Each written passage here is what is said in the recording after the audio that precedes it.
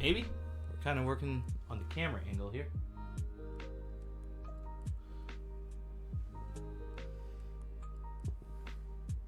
Maybe, sort of. Is it going to detect me? Am I going to look fuzzy? Oh, there's a Solomon. You beautiful, beautiful being, you. How are you doing today, Solomon? Glad to see your digital face once again, because you're a beautiful human being. Don't you forget it. Don't you ever forget it. Thank you. I wasn't intending to not be on at all last week, but, you know, life hits. Scheduling wise was kind of crazy for us last week as a fam, and as well as for the ministry, and so it was good, but it was also crazy. Hope you've been having a good week. Literally just started this week. It's been weird with our Labor Day, and then my kids are actually, funny thing, here, I'm moving the microphone so then we can feel a little bit closer, be like family here, and make all the noises, don't you know? You got to hear all the cool microphone noises too. We we have it where we've had a long holiday, so that's like everyone in Canada, and then today my kids are still not in school, so they start school tomorrow. So prayer for us during that, but also thank you, thank you, Jesus, for breathers. Yes, Solomon, Canada, appreciate that. Thank you. But kids go back to school tomorrow, so pray for sleep tonight, because that's a big thing that we're going to need. But then also what we're praying for, because Hannah gets to go on a trip with her Auntie Laura, or Auntie Lala, as she's called. Gets to go on a trip for like a week. They're going on a cruise, so that's pretty cool. And so she literally gets one day of school, and then she pieces out, and then she comes back next week. I think it's on the Tuesday is when she'll be coming back, Tuesday or Monday. Anywho, they're gone for a while, so they get to enjoy that. And me and Coach and my son Mark then are kind of like left to ourselves, is like, what do we do with the three of us? This is weird, but also really cool, because it's going to be a good time. It's going to be good family bonding. There's going to be a time where my awesome in-laws are taking care of him for a day / a night. So then it's me and Coach, and I'm also, just so you might be like, Wilson came back and then Wilson disappeared. I'm also taking a few days off / kind of week. Literally from tomorrow till I believe it's Tuesday. I'll have to double check. But just summer was busy. Yes, it had some breathers, but not a whole lot of breathers. There was a whole lot of running around. So I'm actually catching my breath literally the first day or the first week of school. And then the goal is to get at hardcore, jump at things, and to continue to do ministry with some focus, some rest, and energy. So those of you who have been praying for that, thank you for praying for that, for taking encouragement toward us as far as our family and what's been going on and how we've been rolling. That's been really appreciated.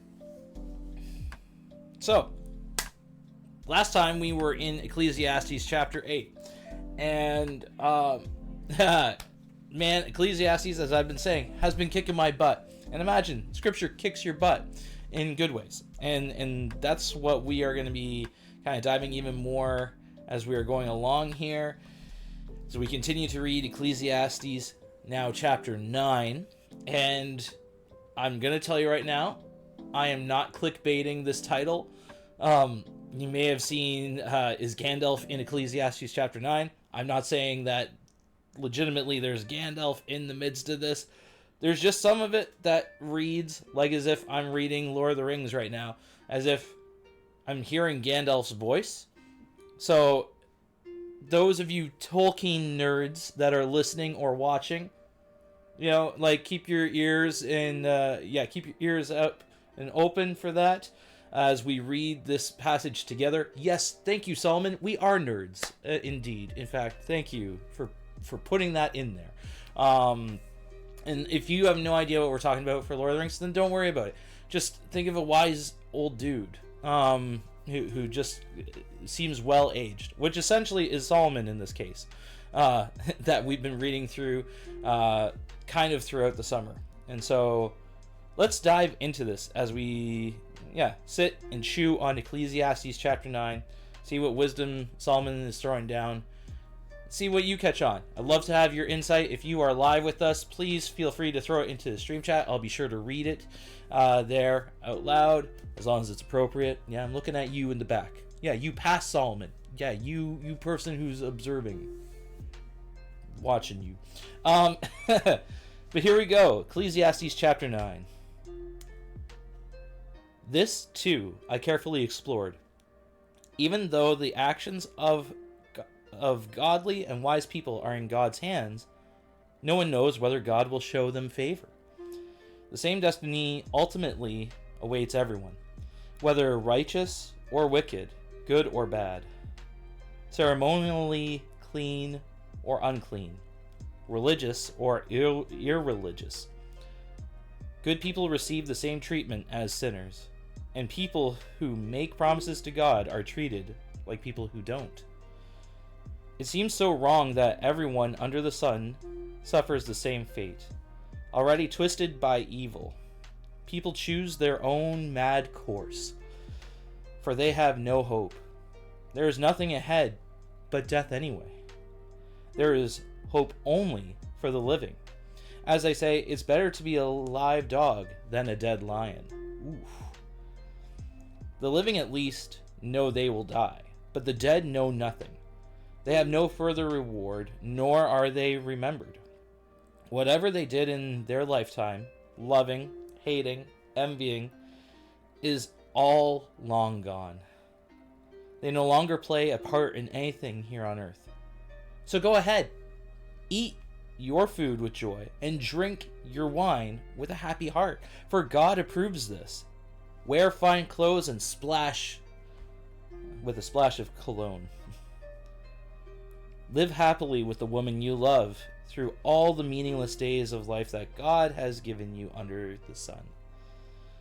The wife God gives you is your reward for all your earthly toil. Whatever you do, do well. For when you go to the grave, there will be no work or planning or knowledge or wisdom. Yeesh. I have observed something else under the sun.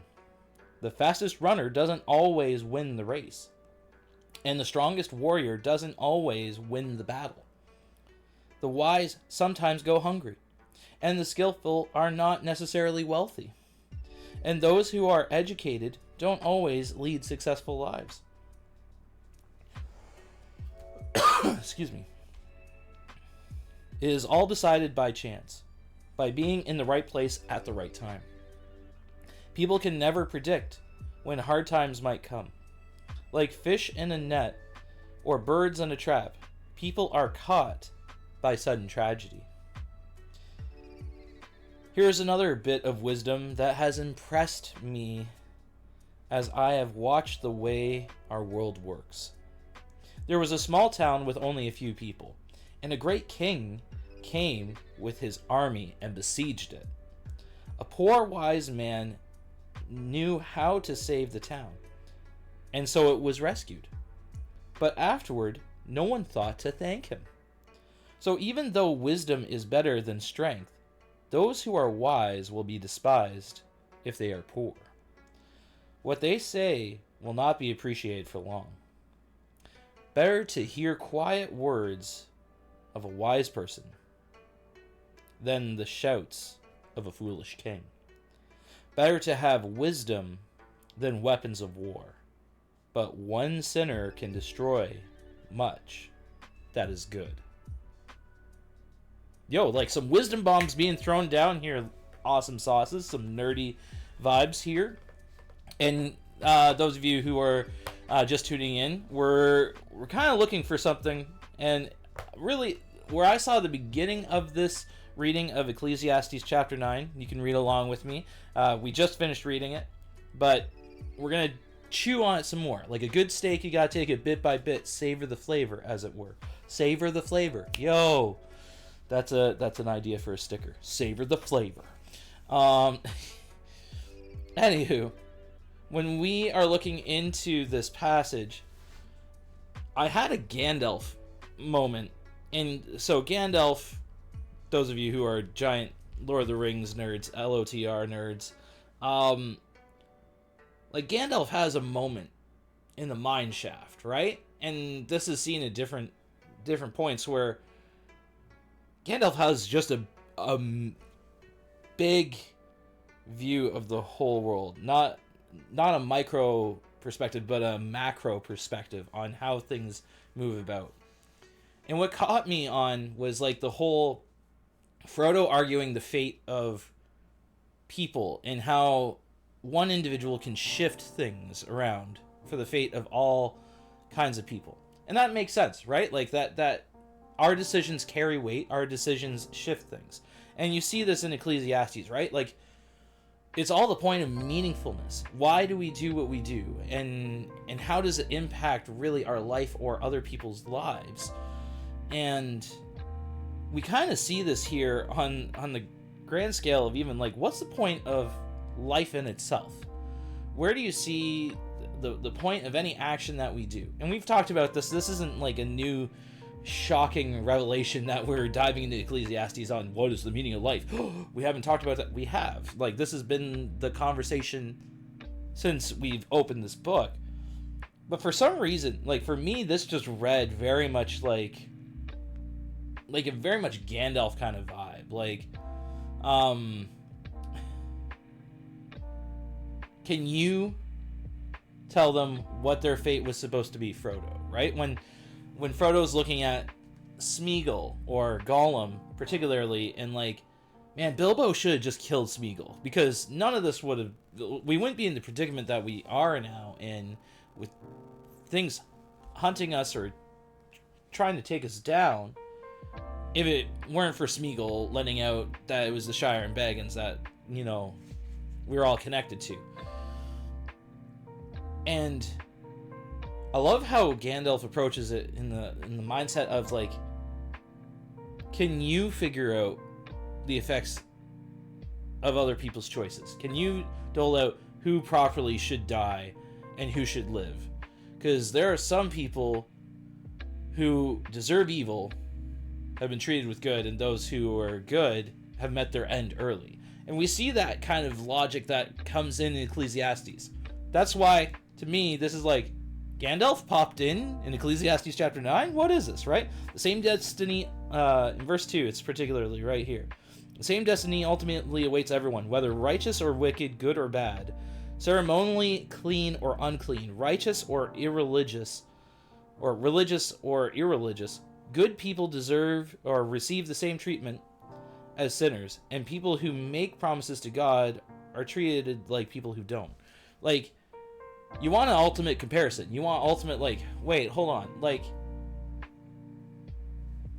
the good are treated the way evil people should, but yet the evil people are treated as good. And this is, again, not a new revelation, right? This has happened already earlier on. And I appreciate that it's even carried through in verse 3 and 4, that really just appreciate that you're alive.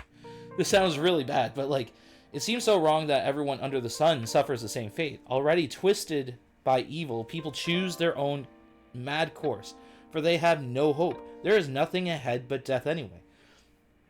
So your decisions ultimately is going to lead to the same plot, whether you are a genius or whether you're a fool.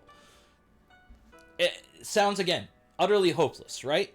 And we have a lot of this going on in Ecclesiastes. The only time that we seem to have hope is when it's centered toward God, and honestly doing his will and appreciating that, and when it's to benefit and love on others. That seems to be the only thing that draws some form of meaning, some form of holding things together. So far, that's what we've seen in Ecclesiastes. And then it's carried furthermore in verse 4, there is hope only for the living.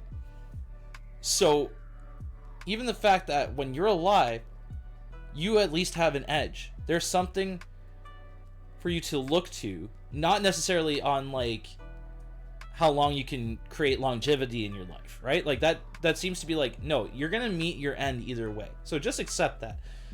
But what's the impact of your life that's gonna help others or invest in others? That seems to be the thing that makes the difference. Don't focus on this, focus on that and that, right? Like, focus on heaven, focus on God, focus on others. That's the impact that's the meaning that you're looking to do. It's not about your name and what you do. As I say, it is better to be a live dog than a dead lion. Fair enough, right? And he dives into this a little bit more, how like legitimately the dead have nothing going on for them. The living at least know they will die, but the dead know nothing. They have no further reward, nor are they remembered. Whatever they did in their lifetime, loving, hating, envying, is all long gone. They no longer play a part in anything here on earth. Like, once you're taking that dirt nap, as it were, or pushing up daisies, as another idiom would say, like, there's nothing that you can contribute, right? And even biblically, when we look at this, you have 2 points of destination, and really it's all in relation to like your connection with God, like your relationship with God, knowing him. That's the deciding factor. And one's brutal torture, the other one's absolute paradise in connection with God. So like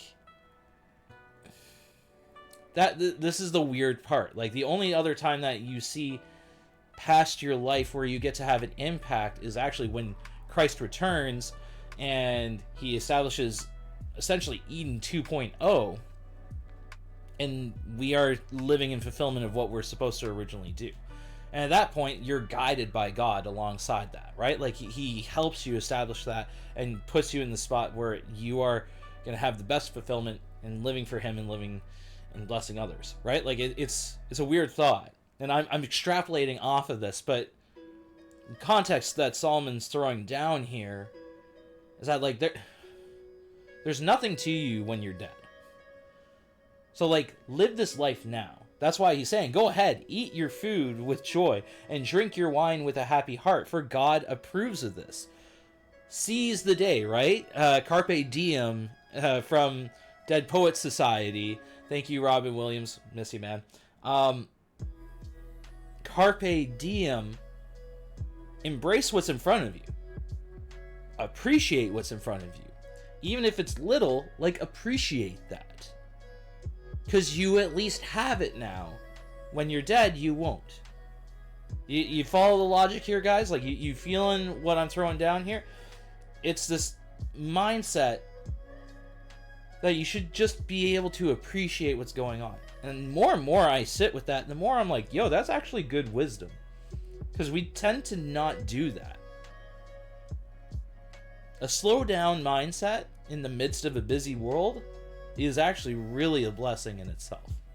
So, and then wear fine clothes with a splash of cologne. Accent, man.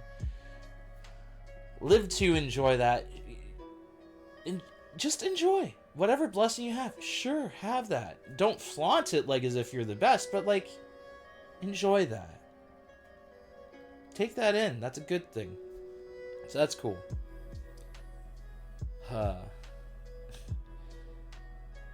And then I love verses 9 and 10. Coach will appreciate this, right? Specifically verse 9. Live happily with the woman you love through all meaningless days of life that God has given you under the sun. The wife God gives you is your reward for all your earthly toil.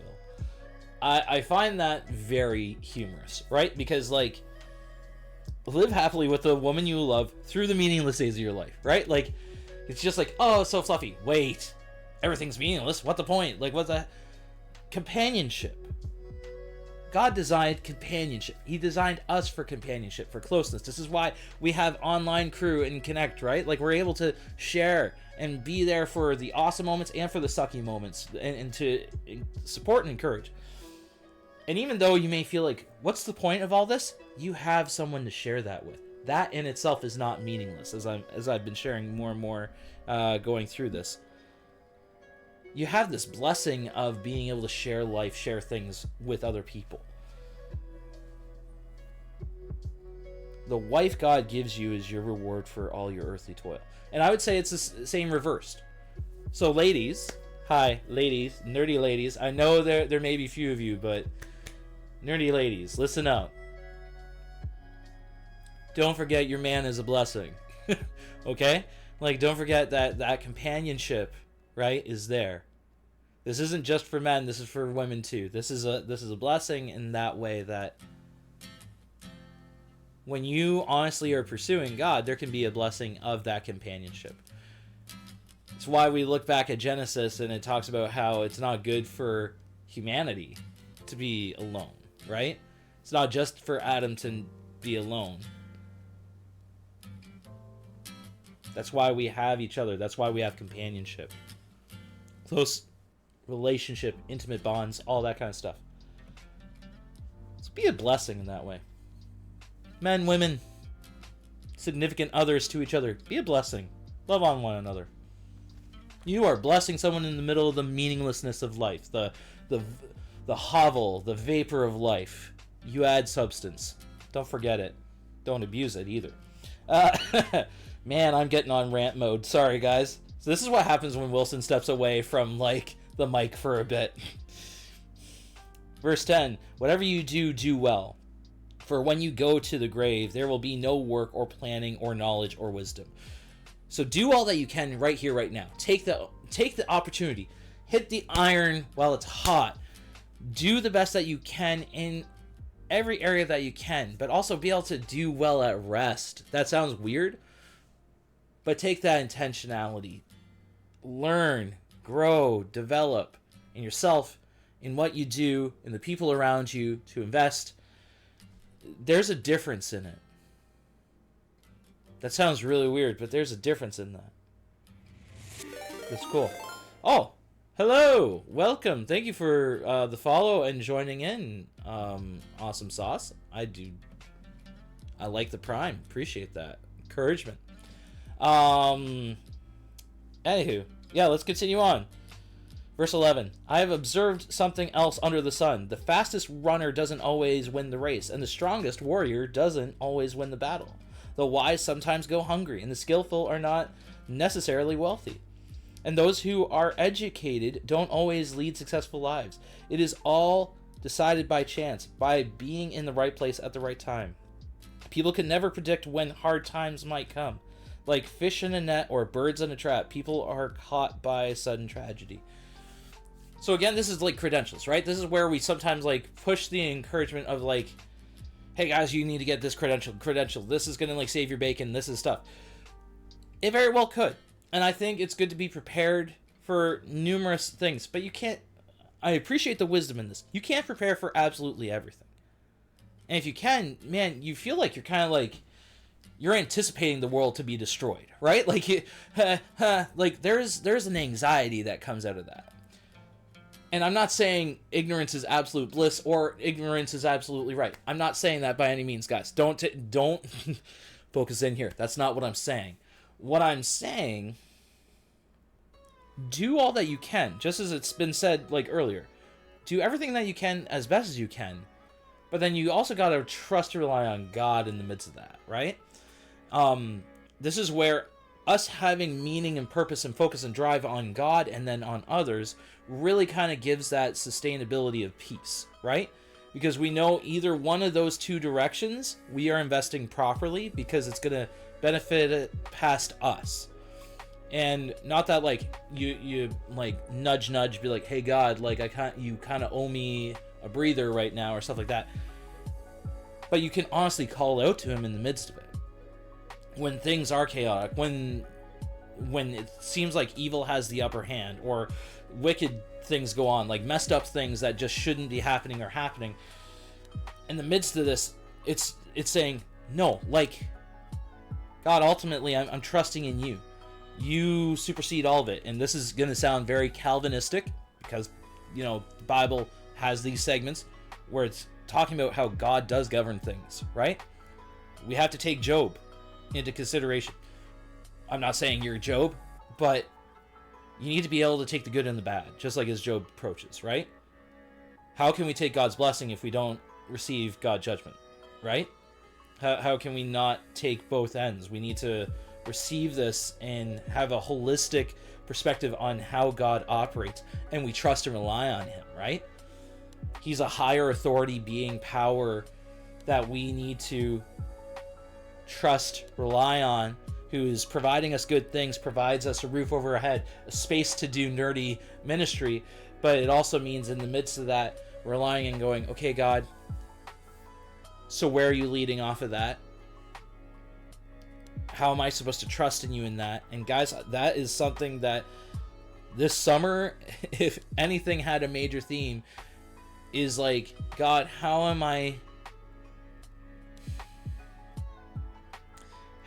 remembering that? How am I holding on to you through that? How am I trusting in that?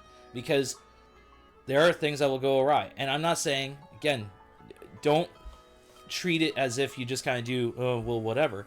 Be intentional.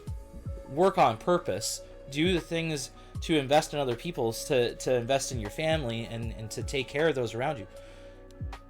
But also realize you don't have control over a lot of things. And that's the thing that I've had to work on is I'm a guy that's trying to get a whole lot of control over things. Not that I'm a control freak or that I want to control everything. But it's because when things feel chaotic, I need to grasp onto something, right? And we do this. We death clutch the door that we're floating in the middle of this raging sea that's going awry around us. And really what we need to do is death clutch onto God.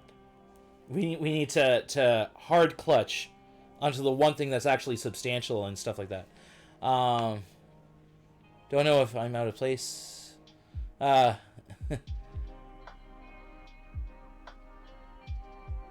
okay. This is from One's Miss Prime. I don't know if I'm out of place here, but this sounds like a sermon on a balance of how far into the ground you are diving into the stakes of your earthly tent, versus focusing on the only things we can take with us, treasures in heaven. Sort of, kind of. It's not really a sermon on that. It's more like realizing what are the things that we are holding on to as far as life. So in some ways, it's like, what are you investing your time in and what's in your efforts in? And what's the meaningfulness, right? We're in Ecclesiastes. We're literally sitting here and we're diving into this concept of like, what are the things that are going to carry past this? What's going to be the meaningfulness? And we haven't even reached the end of this passage yet. We're still finishing up 11 and 12 here. I guess what I'm trying to say to our new follower that's checking us out and what we're doing, what I'm trying to say is, in the midst of difficulties, and look at the climate of our world, right? I'm not saying that everything is going awry, but there's a lot of things that are freaking people out, and understandably so, right? But in the midst of it, what are you relying on? What are you trusting on? And yes, part of that is earthly treasures versus like heavenly treasures. Like, where's your investment? What's going on? But that includes what you are doing right here and right now. You are doing the investment of right here and right now to create impact for right here and right now, because that's all the control that you really have, right? The control is the action of which you take. You can't change the outcome. You can't force the outcome in a certain way, because that's out of your control, and you're relying on God in the midst of that. But I can affect what I do today. The words I say to you guys online affects you guys today, and you choose then what you do with that, right? And I gotta respond to where I'm seeing God challenging me and giving me nudges, because that's the only nudges that I can work from, is the nudges that he's been poking me with to share with you. That's what we're supposed to do as a community. That's what we're supposed to love on and stuff like that. And so this is where I want to encourage you guys. Like, again, the benefit that you can only challenge or grow in how you put out toward God and put out toward the rest of the world. Those are the things that create meaningfulness. So think about that, process that, right? We can't control whether the righteous or the wicked, so to speak, if they prevail or not. That's ultimately God's decision, right? That's ultimately other fates that are going on there.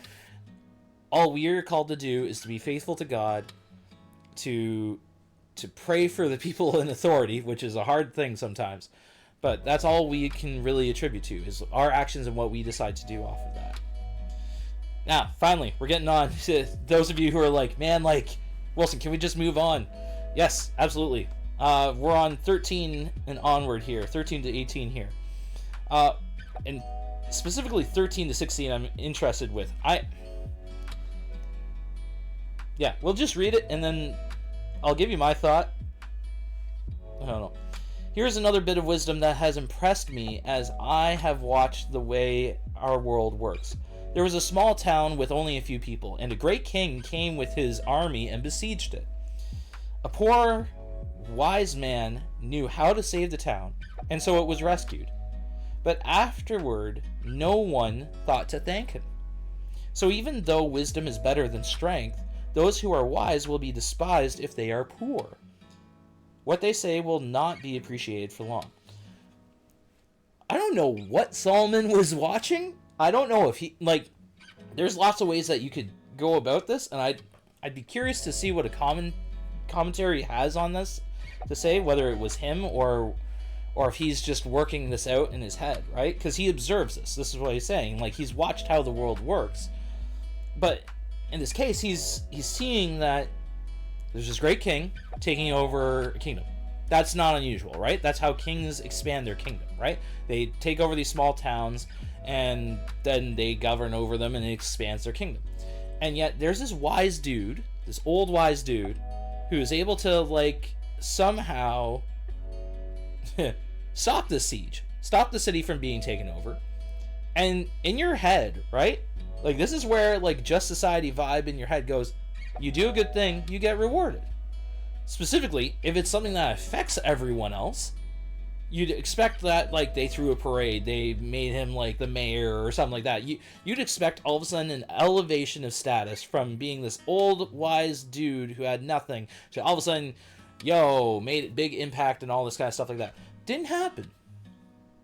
In fact, no one thanked him. And like, the follow-up is, so even though wisdom is better than strength, those who are wise will be despised if they are poor.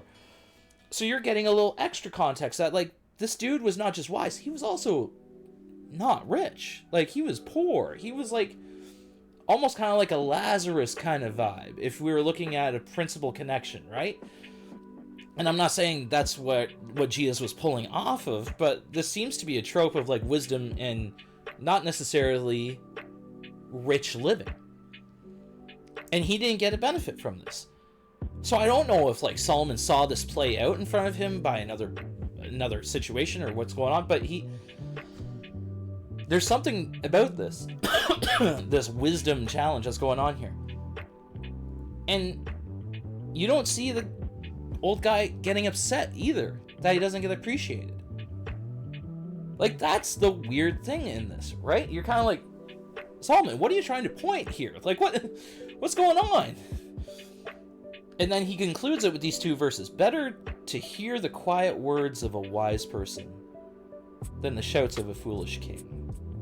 Better to have wisdom than weapons of war. But one sinner can destroy much that is good. And then we have, like, that's how that chapter ends. Or at least that's how we split it up in the scroll, which I don't even... Yeah, it continues with other wisdom. So, the person who split this chapter up really should have, I think, waited till the next quotes of wisdom. But again, I'm not the guy who split up the Bible and how it's laid out. To me, that's a weird note to end on.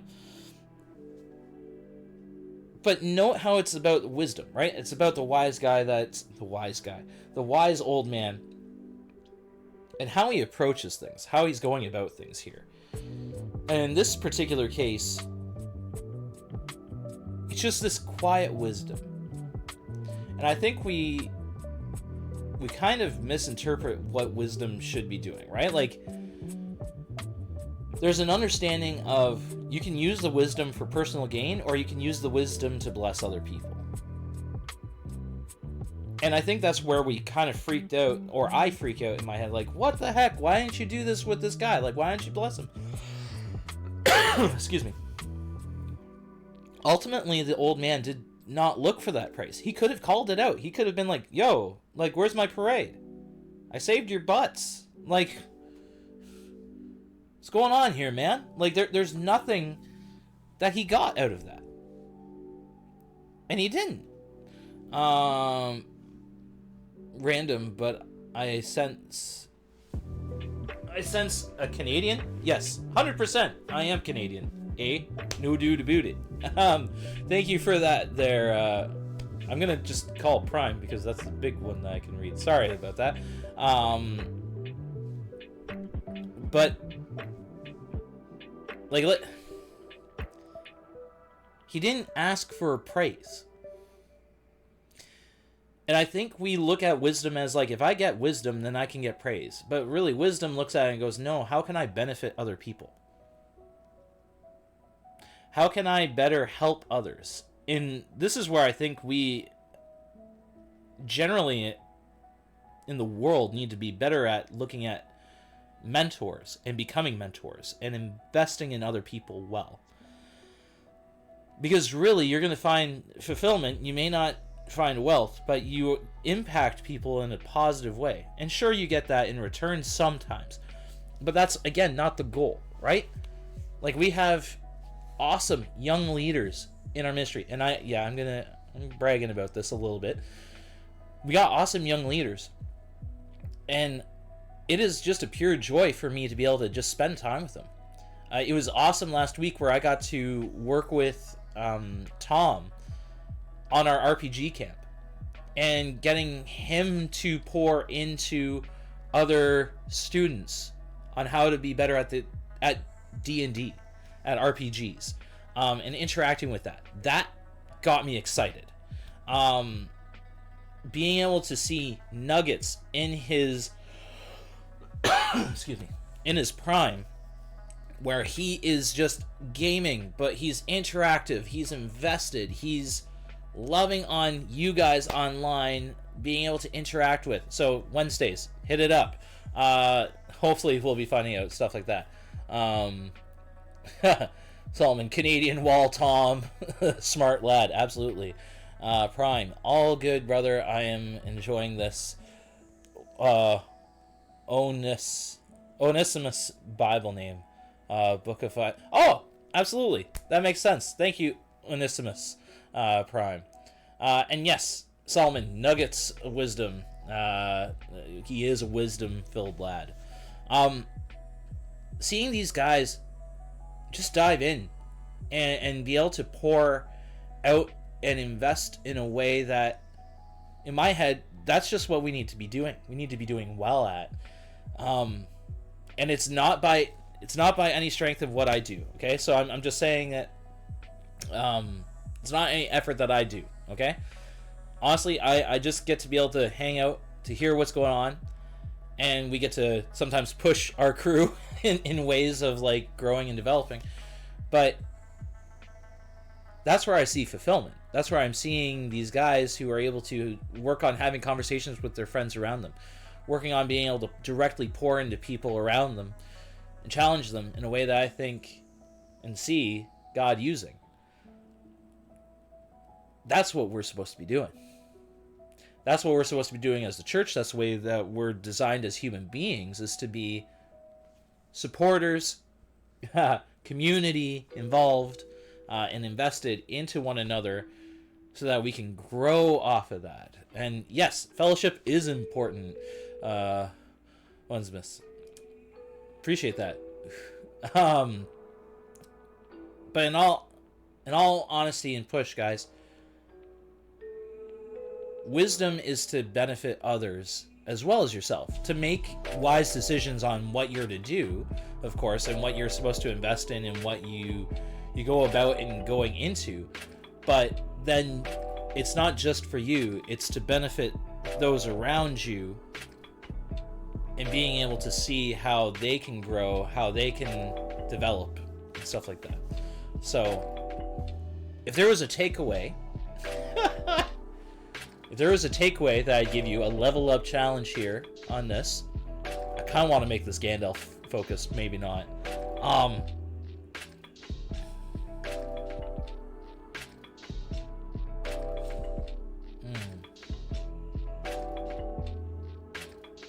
What's your wisdom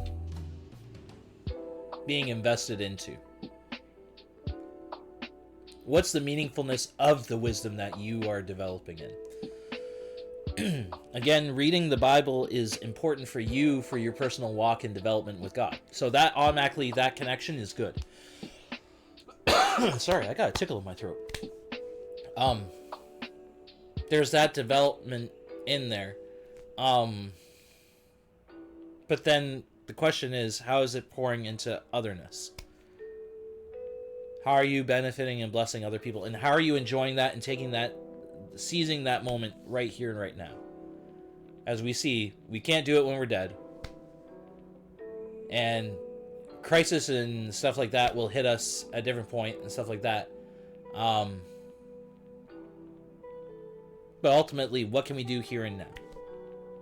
How is developing wisdom, which is really sought by following God, listening to Him, being guided by Him in how we interact with other people around us and invest in those around us? How are we taking that opportunity, investing in other people and investing to bless them? So, that's a level up challenge. Awesome sauces. Right now, I'm going to put it open to our stream chat. For those who want to throw down prayer requests and stuff like that, that we can pray on stream here. I'll just say this. For those of you who've been praying for me, I've been dealing with some anxious feelings. Been having a hard time with sleep, and that's been really kind of difficult in some ways. Because sleep is a very important thing for a guy like me. For anybody, really, is what it is. The last 3-4 nights, I've actually been able to sleep pretty much throughout the night. So that's a praise God. So thank you to all of you who have been praying that and been investing in that. Oh man, there we go. Who've been praying for my health on that one. Yeah, thank you, Solomon. I appreciate the good to hear. Yeah, it's been good, but yeah, continue to pray for guidance for us as a family. There's some stuff that we are processing and working through and looking for God's guidance. This is where there's been a lot of Ecclesiastes vibe of where I've been appreciating some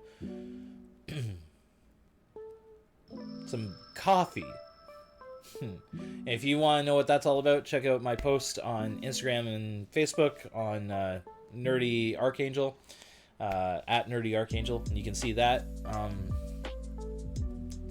If you also want to join me, I'm doing a Lord's Prayer 30-day challenge, where I'm just listening and chewing through the Lord's Prayer and how that's shifting my mind and focus on God and the environment around me and what I can do about that. Oh, got a quote, but it's too big for the Twitch chat from Solomon. Then send it to me via Discord if you feel it is worthy or not worthy. If you feel like it's aptly appropriate for what we are talking about or would contribute and help someone on here. Oh, snap. I think he just did. Oh, snap. He did. Okay, this is from Solomon. Get ready for this, guys, because usually Solomon's quotes are ginormous wisdom bombs.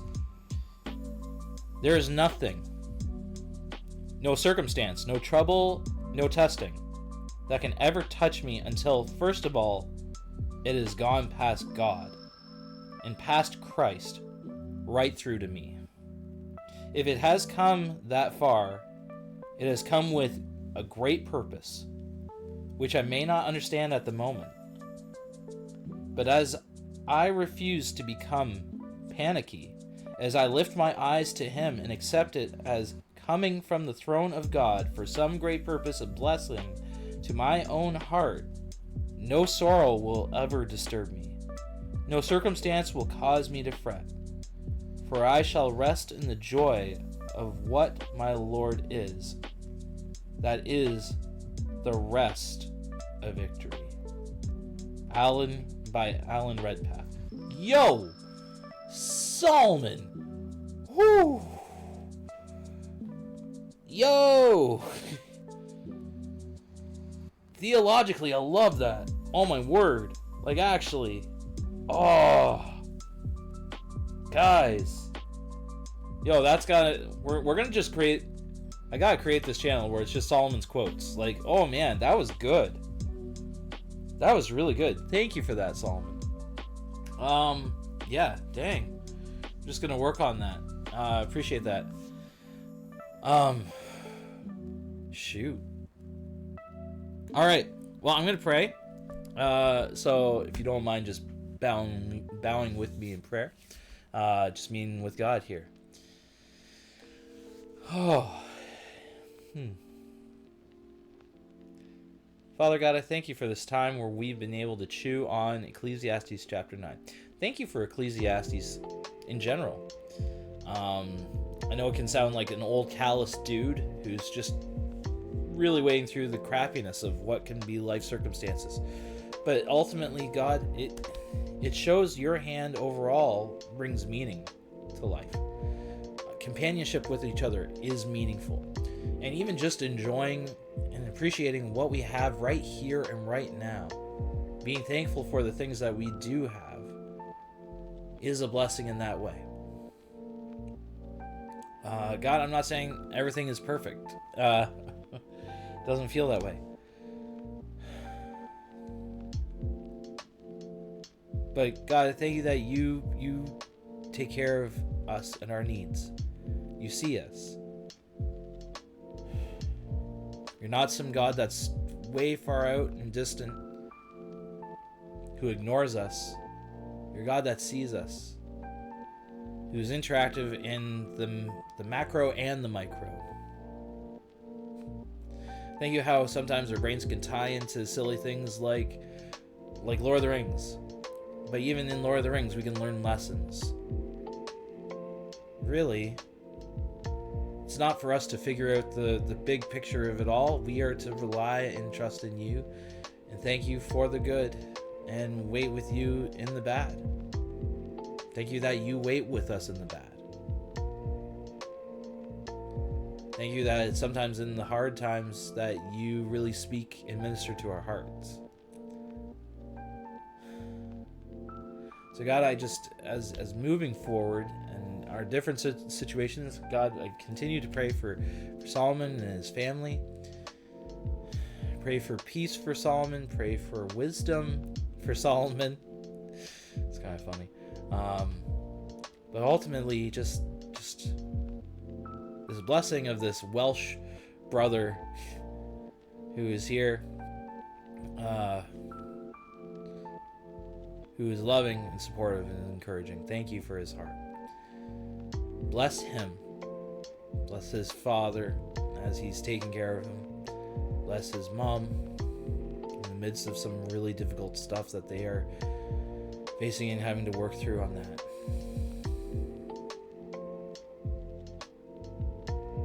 Yeah, I just pray for your peace in this situation. In their minds and their hearts. God, I pray for,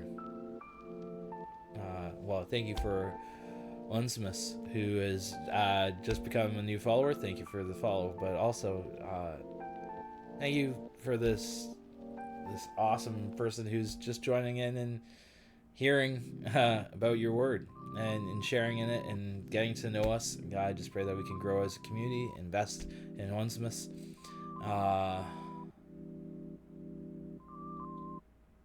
Yeah, help us be a blessing to Onesimus. God, I just I'm going to pray the Lord's Prayer. Our Father, who is in heaven, holy be your name. May your kingdom come. May your will be done on earth as it is in heaven. Give us this day our daily bread.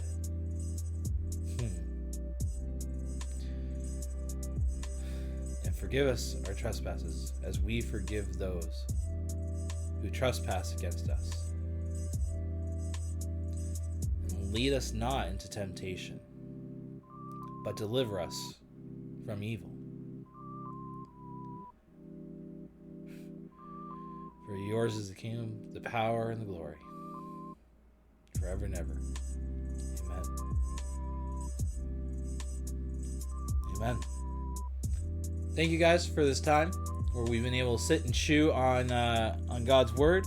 If you want to join me in the 30-day challenge, I'll send you the song. It's actually by one of our local guys, Tayson, who wrote the song, and it's just his wording for the Lord's Prayer. It was a period of time where he was chewing through it and encouraging you in that. And I'm praying that it would be a good time and blessing in that time. I hope that it's been encouraging. I hope that it will be encouraged, and we throw it down on Discord. How's your journey through it too? And share that, and give thanks to Tayson for this challenge too. Pretty awesome. Solomon is joke of the day. Why did the unemployed man get excited while looking through his Bible? He thought he saw a job. Oh my word. Solomon, again, you're gonna make my kid laugh. Like that's something he would do. He would laugh at. Again, thank you, Awesome Sauces, for tuning in. We will likely not be back at this till next week, Tuesday. Likely. I'll try and announce it on our Discord / Instagram, Facebook, stuff like that. But I hope you're having an awesome day. Thank you for tuning in. Nerd out in the Word. Peace.